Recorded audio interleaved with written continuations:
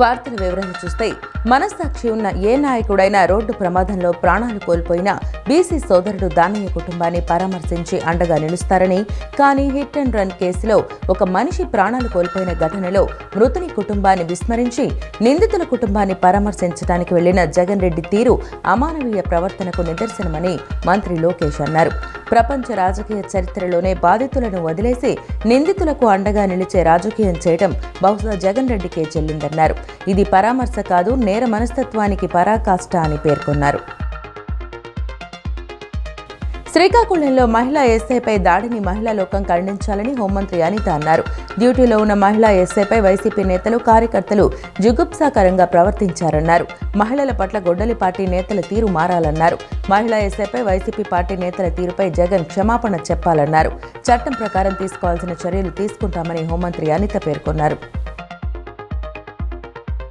శ్రీకాకుళంలో మహిళా ఎస్ఐ పట్ల వైసీపీ నేతల తీరును మంత్రి కొలుసు పార్థసారథి తీవ్రంగా ఖండించారు. వైసీపీ నేతలు పోలీసులపై దాడి చేసే స్థాయికి వచ్చారన్నారు. రోడ్డు ప్రమాదంలో చనిపోయిన వ్యక్తి కుటుంబాలను జగన్ పరామర్శించాల్సింది పోయి ఎవరి కోసం వెళ్లారని ప్రశ్నించారు. ఢిల్లీలో జరిగిన విద్యార్థి ఉద్యమ నేతలపై అక్రమ కేసులు బనాయించేందుకు కేంద్రంలోని మోడీ ప్రభుత్వం సిద్ధపడటం దుర్మార్గమని సిపిఐ జాతీయ కార్యదర్శి కె రామకృష్ణ తీవ్రంగా దుయ్యబట్టారు. గ్రాఫ్ పడిపోయిన మోడీ అడుగులకు మడుగులు పడుతూ రాష్ట్ర ముఖ్యమంత్రి చంద్రబాబు ఈవెంట్ మేనేజర్గా మారటం తగదని హితవు పలికారు.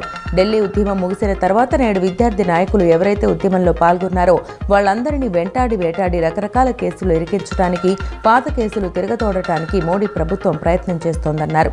అందులో భాగంగానే సాక్షాత్తు ఢిల్లీలో సిపిఎం కేంద్ర కార్యాలయంపైన కూడా ఢిల్లీ పోలీసులు దాడి చేయడాన్ని సిపిఐ తరపున తీవ్రంగా ఖండిస్తున్నామన్నారు.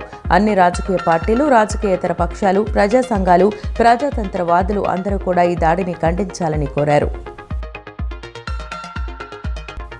మాజీ ఎమ్మెల్యే లీగల్ నోటీసులు పంపారంటూ జరుగుతున్న ప్రచారంపై ఏపీ ప్రభుత్వ విప్ గన్నవరం ఎమ్మెల్యే యార్లగడ్డ వెంకట్రావు ఘాటుగా స్పందించారు.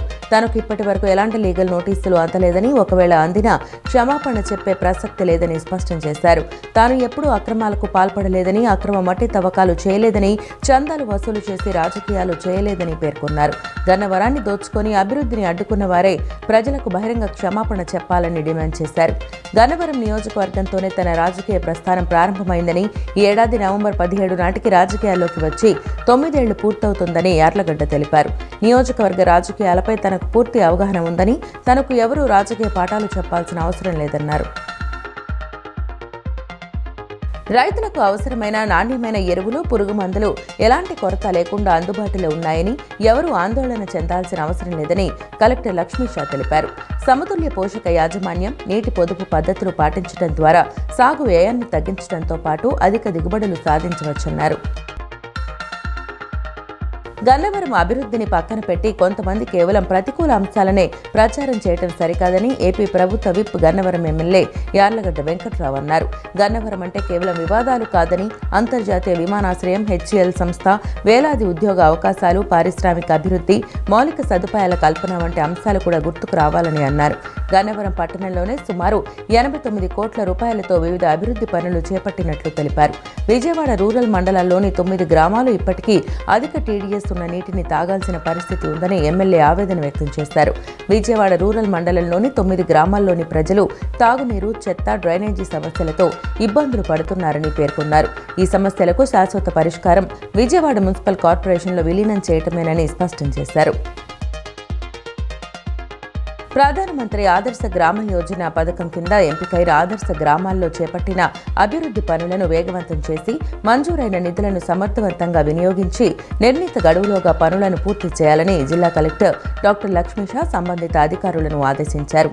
పంచాయతీరాజ్, ఆర్డబ్ల్యూఎస్, సాంఘిక సంక్షేమం తదితర శాఖలు సమన్వయంతో పనిచేసి ప్రాధాన్యత క్రమంలో నిధులు వినియోగించి అన్ని పనులను త్వరితగతిన పూర్తి చేయాలని కలెక్టర్ అధికారులను ఆదేశించారు. గ్రామ అభివృద్ధి ప్రణాళిక ప్రకారం పనుల అమలు క్రమం తప్పకుండా పర్యవేక్షించాలని సూచించారు.